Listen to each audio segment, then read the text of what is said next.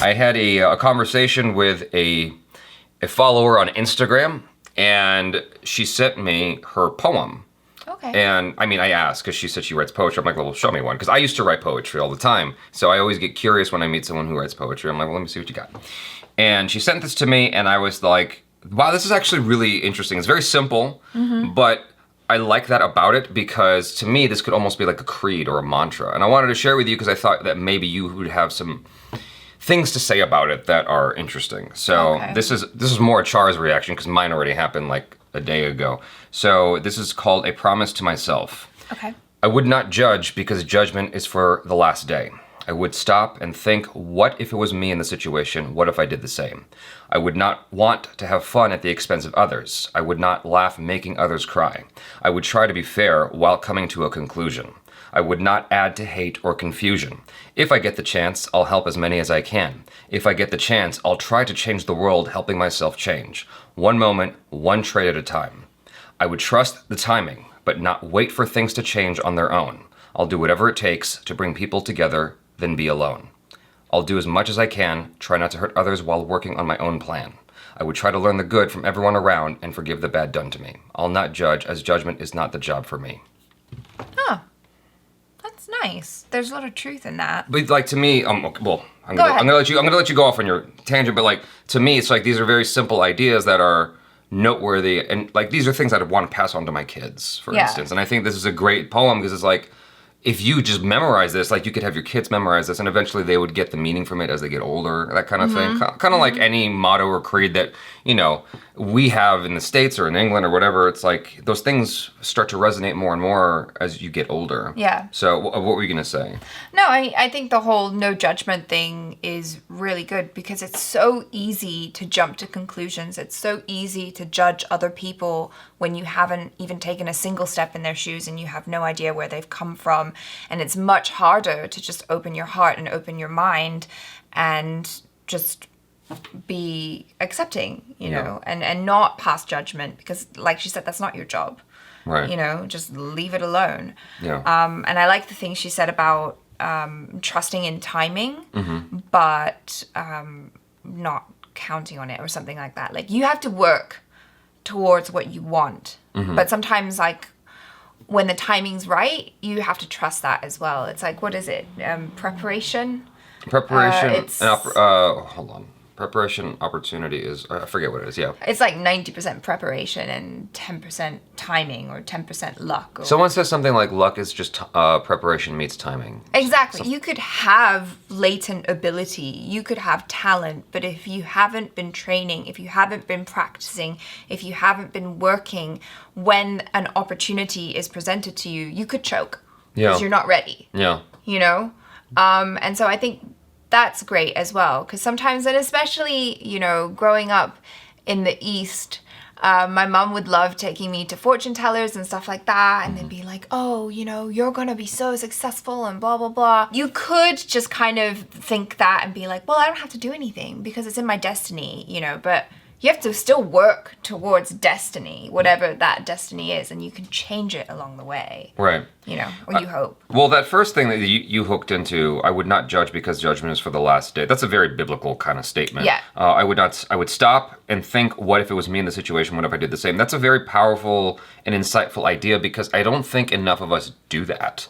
I think so many of us jump to conclusions, make a quick judgment on someone that we maybe don't even know or hardly know, and we just write them off based on that rather than trying to be understanding or understand what's going on, or maybe just wait. Yeah. And wait till more information comes through rather than just assuming whatever. Like, for instance, and I mean, this is still in the throes of it, but the whole Johnny Depp thing, for instance, like we all assumed like the worst possible thing. Yeah, that he was the bad guy. He was the bad guy. And then new information came out. It's like, oh, well, maybe he's not.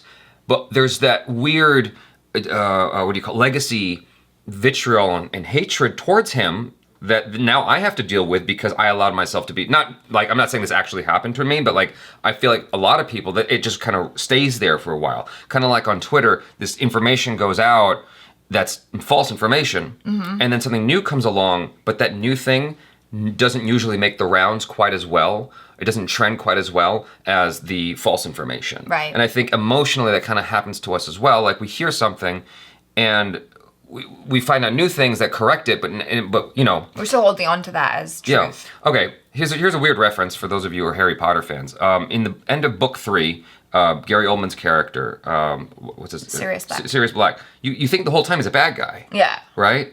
And then you find out he's not, and suddenly Harry Potter's all hunky-dory with him at the end. I'm like, this is weird. Because if it was me in Harry Potter's shoes, it would take me a while to get over the fact that this whole time I've been believing the wrong thing. You know, that takes an adjustment period. Right. And that didn't happen in the movie. And so in order to overcome that adjustment period and not deal with that at all, I think it's best to like investigate a little bit rather than believing something that's sensational. Right. You know, I think that's true. Whether it's in the media or whether it's a friend or whatever, like really try to find out if you're going to allow yourself to have a judgment of some kind before you allow yourself to get there. Investigate or, you know, wait. So that's why that was cool to me. I would not want to have fun at the expense of others. I would not laugh making others cry. Yeah. Well, that's good practice. You shouldn't ever be laughing at other people's misery, I think. You know, unless they're laughing with you, don't laugh at people. You know. I mean, yeah, it sucks. I mean, that's really prevalent on YouTube, actually, on the internet. I mean, like there was that fail videos. There was that Star Wars kid. The fail videos is a different thing. People, if your friend recorded you and put it out there without your permission, that's one thing. Yeah. But if you put it out there, well, that's fine. You want that's what I mean. Like, it's like, okay, if it's something where someone's really getting hurt, I do have a hard time laughing at that. But if it's all in good fun or like no one really got hurt and it's kind of cute and funny, like I can laugh. You know, it's like sometimes when we've done those try not to laugh videos and I've just cringed because I've just been so disturbed by what's happening because it's like just too much. So there's this, if you Google him, I'm sure you'll find him. There's this kid known as Star Wars Kid. Have you heard of this? No. So what happened was, and I don't know what he's like, but regardless, I don't think he necessarily deserved all the negative attention that he got.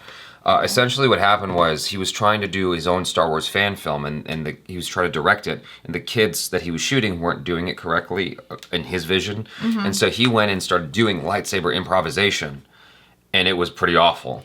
And someone leaked that video, like someone put that video out on the internet, and it just blew up. Oh. And then it got worse when someone put actual lightsabers on his, you know, makeshift lightsaber thing, and he just was like embarrassed by it. And so when Weezer was doing the Pork and Beans music video, they tried to get him to be in it, and he refused. So they called my friend, or former best friend, Michael Scott and Ryan Weber, who I'm still friends with.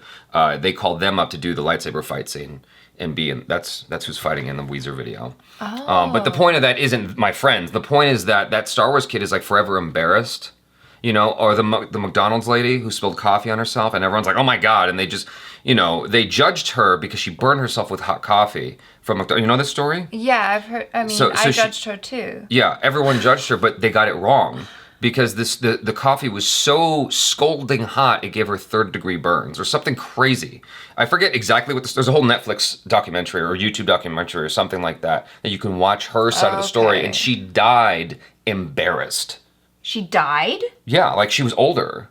She was an older woman, and when she passed away, she was still dealing with the shame of this embarrassment, all the memes going around on the news because of her. Oh, she was a constant butt of the joke, and that's how she died, was with that, you know, association. She didn't die because of it, though. Well, I'm sure it didn't help that she was depressed. Right. You know. And so my point is, like, everyone jumped to a conclusion about it without actually trying to learn the story. Yeah. And everyone's having a laugh at her expense without knowing what's going on. I mean, I didn't laugh.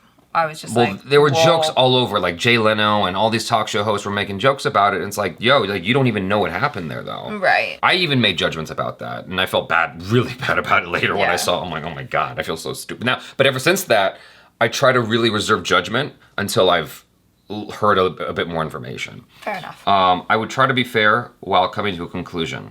I would not want to add to hate or confusion. That's the same thing we're talking about right now. If I get the chance, I'll help as many as I can. If I get the chance, I'll try to change the world, helping myself change. One moment, one trait at a time. I would trust the timing, but not wait for things to change on their own. That's great.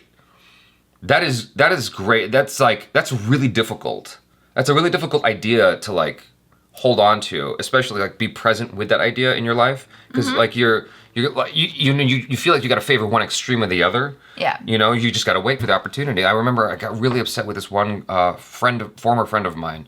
We don't talk anymore, but she's a born again Christian. And for those of you that don't know, born again Christians are like really intense with Christianity. That's the easiest way to put it. Not that they're bad or good. It's just it's next level intense, right? And so she wouldn't go look for a job. I'm like, you need to get a job. Like you've got bills to pay. And she's like, no, God will give me a job. God will give me a job. I'm like, you have to help yourself. God will help those who help themselves. You need to help yourself and go look for a job, and then God will give you a job. Yeah. You can't just wait for opportunity to knock on the door. Yeah. You can't sit in your home and wait for a job. That's not going to work. Anyway. Well, that reminds me of this story that I heard growing up, and it had a big impact on me. But it was about this guy who had... I think you're thinking of a joke, but go ahead. I'll listen, and I'll let you know if it's a joke or... Okay, well, it had a profound impact on me, and I never took it as a joke. Okay. But there was a guy who had his fortune told, or a prophecy told about him, which was that one day he would die under the umbrella of a king. So he was like, oh, cool. I'm going to be a king. My life's sorted. That's great. I don't have to do anything. So he lived his entire life with that idea in mind, and he didn't do anything, and he never became anything. And in fact, he became a beggar. And then one day he's like old and begging on the street, and the king walks by, and he feels sorry for the poor beggar in the middle of the street. And so he comes over and stands over him with his umbrella, and he dies. And so... I don't think that's a true story, but that's pretty fascinating. No, it's a Buddhist story. Yeah. But the idea is that, like, okay, there's the prophecy, but he didn't do anything about it, so he never became a king. Right. But the end result was the same. So I thought you were thinking of a joke. The joke is there's this guy, and I don't think I've ever said this on the channel, but I heard this when I was in high school. There's this guy who lived in a town that was getting flooded. Mm-hmm. I'm sure you've heard this. Mm-hmm. And so, the cops come by and they're like, hey, you gotta, gotta leave. The flood's coming in. You gotta bounce. And then he does. And he's like, God's gonna, protect me. God will save me. And so he just stays in his house. Yeah. Flood starts coming in. Fire department comes. Like, yo, you gotta bounce. Like, this is gonna get serious. You're gonna die if you don't leave. He's like, God will protect me. God will save me. The fire department leaves. Gets on the roof of his house. A boat comes by.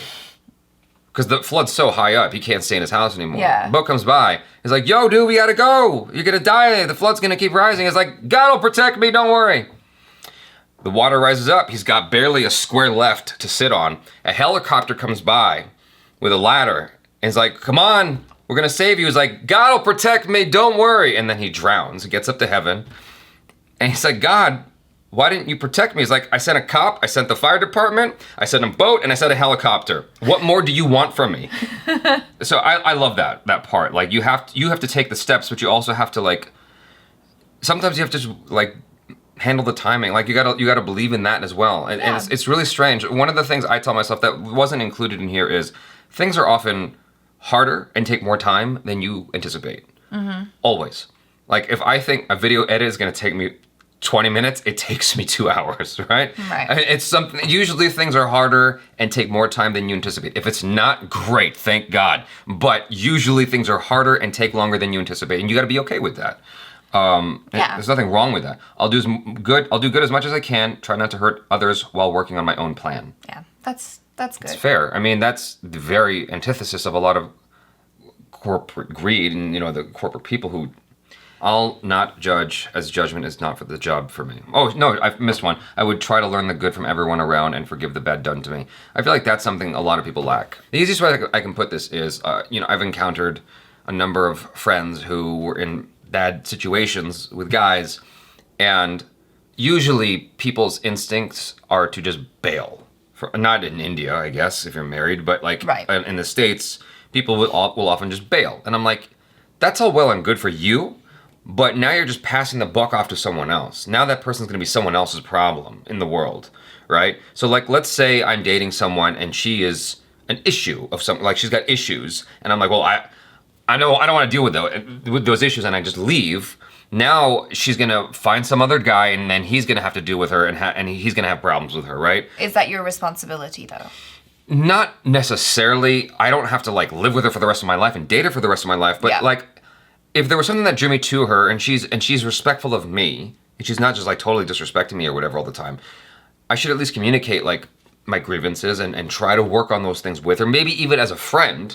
I'll be like, look, I can't date you anymore, but I'm willing to be here as a friend to help you deal with these things, right? For instance. But most people in this city just bounce, and I find that awful. I find it awful that so many people just pass the buck off to someone else rather than being like, you know what, let me do the Good Samaritan thing here and try to help you out of this situation that you're in. You know, I don't know. I feel like that's sort of the attitude we've bred in this world is to just pass that problem off to someone else. I think that's very commendable that you feel that way, but I also feel like you shouldn't drown yourself while trying to save someone else. No, I don't think you should either, and I'm not recommending you do that. But I don't think there's two extremes. I think there's a halfway point where you recognize what there's an issue here. Yeah. You have to recognize where the line you draw for your own safety, emotionally, mentally, physically, spiritually. It's called a boundary. You got to recognize your own boundaries, what you're willing to deal with, and the parameters they're in. And I think that the more good you do for someone else, obviously not to the harm of yourself, to the detriment of yourself, the more good you're able to do for someone else, I think that just has a ripple effect. Because if that person is like, I mean, if you're able to kind of help guide that person to a better version of themselves, then the impact that they could have on other people will be profound. Well, I've been doing a lot of reading on, you know, like bettering yourself, healing yourself, and growing and all that. And one of the interesting things that I read was like, yes, having boundaries is really important, and communicating them to the people around you and your partners is also important. And it's good because then you can encourage the people in your life to meet you at a higher level. If you're like, this is the bar, this is what I expect, that's the minimum, and you have to meet me there. And if they can only do that, then either if they want to stay in your life, they either have to step up to the plate and meet you there, or you're like, well, I love you, but you gotta go. Yeah. You know, and I think that's fine. Yeah. Anyway, interesting poem. I think it's a nice little, I would probably take that and want to add to it and make it a little creed or something I say to myself or say to my kids someday or whatever. I think it's really cool. There's a lot of good food for thought, meaty thoughts in there that are seemingly, they're deceptively simple, but they're really rich with conversation. There's a book called The Prophet. I forgot who wrote it. Khalil Gibran. Yeah. It's a book that's really thin. It's a beautiful book. But it took me a really long time to get through it because I was really like going through and digesting all that information. Yeah. Like you could power through that book in 2 seconds, but if you really are trying to absorb it, it'll take you a while. Well, I feel like there's things in that book as well that will speak to you at different times. Sure. In your life. Like the thing that I profoundly remember from that book was the passage about marriage. And I was like, wow. That's a concept. Yeah. Go read it, guys. Yeah. Yeah. You guys, thanks so much for hanging out with us, and thank you to the Instagram follower who gave me that poem. I don't want to say her name, just I want to leave her anonymous for her own sake. You guys, thanks so much for hanging out with us. Check out ACHARA KIRK on the social media, on her YouTube channel. Subscribe if you haven't already. Hit that Jennifer Sen bell icon. And I'm Jaby KOAY. This is ACHARA KIRK. Peace out.